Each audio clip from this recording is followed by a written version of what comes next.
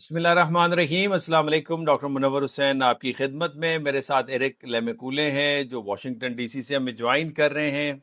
काफ़ी अरसा जर्नलिज्म के साथ मुंसलिक भी रहे हैं और मज़े की बात यह है कि प्रेसिडेंट ट्रंप की जो ट्वीट्स आ रही है उस हवाले से उनसे हम गुफ्तगू करेंगे। हमारे सवालात होंगे कि आखिर इस मेमोरेंडम ऑफ अंडरस्टैंडिंग का बनेगा क्या। इसका हलीम बनेगा या इसकी सिर्फ दाल बनेगी या इसकी चिकन करी बनेगी, इसकी आखिर बनेगी क्या, वो हम इनसे पूछेंगे। तो Eric, first of all thank you very much for your time for our show, and I think this is third four time that I am taking your interview. Yeah, I think you're right. I think we're on our it might be the fourth time, but it's always a pleasure to come on, and we always have good talks. Same here, same here. We were all very happy that the structural enmity between US and Iran is going to be ended because of the mediation and the military diplomacies of Field Marshal Sayyid Asim Munir. But again, President Trump tweeted this map, the United States of the Middle East, and President Trump has shown Iran as American land. So, what you will say? Can we predict that this MOU will ultimately be signed? I think President Trump has a good sense of humor about things. He likes to push the buttons of other politicians, so he's very good at that. However, when we look at the proposed deal and the elements in the deal that are in place, I think it would be wise to not get overly excited about the deal being completed because as we know we've been in this situation before, so we know that they've had tentative agreements or something will change and then one of them will back out, so we have to be really careful to get too far ahead of us until this agreement is signed by both leaders and it's in the books. So I think we're heading in the right direction. We're seeing some of the key elements that President Trump was wanting are in this tentative agreement. We have some of Iran's needs are in this tentative agreement. It looks like Iran is going to be able to freely sell their oil if this holds up. That's going to be huge for their economy. So things are starting to come together. You're starting to see both sides wiggle a little bit. Iran looks like they're willing to give up their enriched uranium. So we're probably as close as we've been, but yet I'm not going to jump off the bridge yet and get too excited. Mm. Eric, by the way, I think there is a clear-cut understanding here that Iranians, they don't have intention as well as the capacity to make a nuclear bomb. And by the way, this is their religious obligation because of the fatwas or the decrees of two their spiritual leader, Ayatollah Khomeini and Ayatollah Khamenei, that this is haram. It means it is forbidden. And this was the reason that in JCPOA in 2016, they handed over 80-ton enriched uranium to Russia through Caspian as per deal. So it means they don't have intention, they don't have capacity because of the bombardment and everything, and because of religious obligations. So why White House is unable to understand this, that Iran is not going to make a bomb and they don't have intentions as well as ability to make it? Well, I think when we look at when Iran fired that missile and came close to hitting Diego Garcia, the intraballistic missile, that opened up a lot of people's eyes. We didn't think Iran had that capability.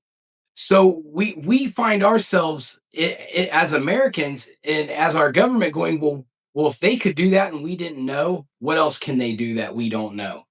So it is something that Iran.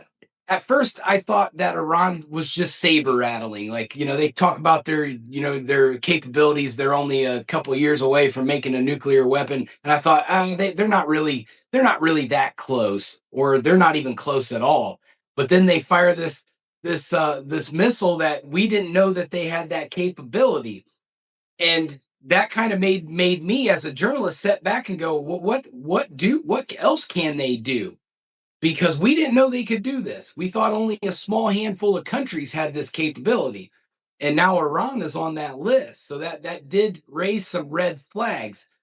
Uh, we've gone through this charade with them for for over 40 years. The sentiment of past presidencies have been to just ship Iran a bunch of money and they'll leave us alone for a while. And then when Iran needs more money, they start threatening us again, and then we ship them more money. So that policy wasn't working. And then with their close ties with Russia, their close ties with China, it makes it more it makes them more capable of achieving nuclear energy. I don't know whether they had it or not. And we know from the Bush administration going into Iraq, where the weapons of mass destruction, that they never really had. So how much stock do you put into truth into our United States government when it comes to serious things like that? Because we've already been lied to about it before in the past. When Iraq, we really didn't need to invade Iraq at that time. Afghanistan, yes. Iraq, no. That didn't make sense to the American people, and they needed a reason, so they threw out the weapons of mass destruction. And to come to find out, it wasn't even true. So we really have to take these events with a fine tooth comb, and really think them through. Are we being tricked again into this conflict? Because or do they really have these capabilities? Me, in my opinion, without having expert opinion or the security clearance to know any better, I'm kind of on in the middle with it. They have this intercontinental ballistic capability that we didn't know that they had, but at the same time, did they really have nuclear capabilities? I'm not sure. So that's kind of where I stand with the nuclear capabilities.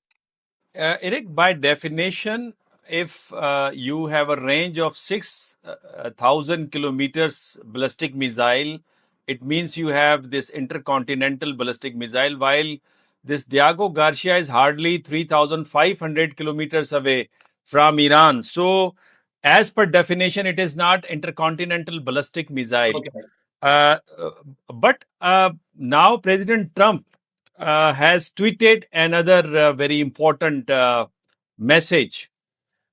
He said that when he talked with the Arab leaders and the Muslim leaders during a Saturday conference call, he said that sign the Abraham Accord if peace deal is made between US and Iran. I mean, this is a hard nut. It is these Muslim and Arab countries, they are unable to digest it because of the different public opinion, and they would face political turmoil if they are going to join this Abraham Accord. At this stage, I mean, it is like a condition why President Trump at this sensitive time has demanded this. Yeah, so I kind of feel the same way as the Arab countries. I don't know that I want Iran and the Abraham Accords in their current system. I think everybody in that region has a valid reason to be concerned.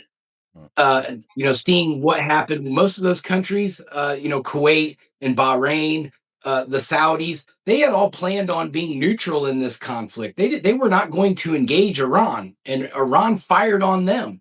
So that's something that is not going to be easily forgivable. I would think.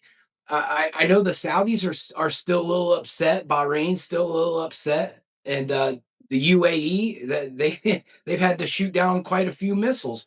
So I think that's going to be problematic for some of these Arab nations when it comes down to if that even persists itself. Is that going to be a realistic proposal? I, I'm not sold on it as far as how Iran is in its current form.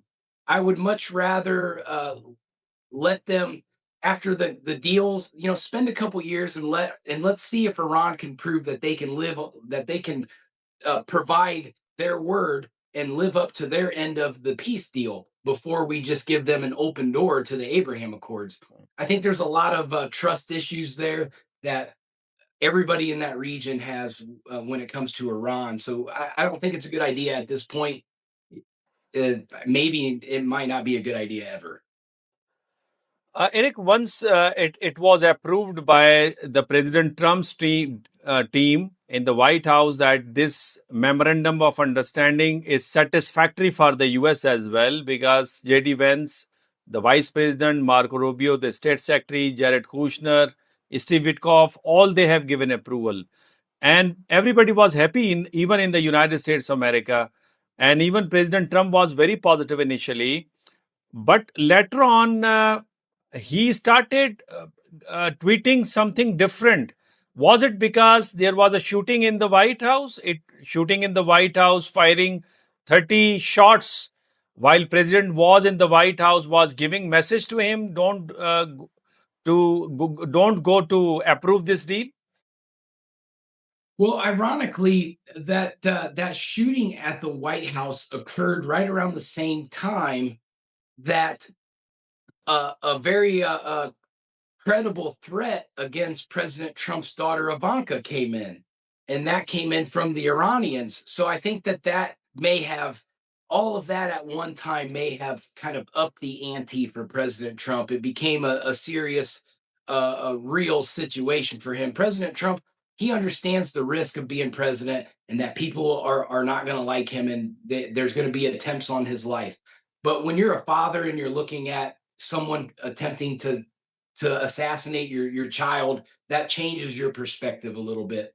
So I think that played a part in some of those comments. Eric, Yeah. was it from Iranian side or was it from the pro-Israeli group? I mean, it was also news that there was a tough talk, telephonic talk between President Trump and Netanyahu twice in 3 days. So, So yeah, so it was I think because of this pro-Israeli lobby, or it was really because of this Iranians?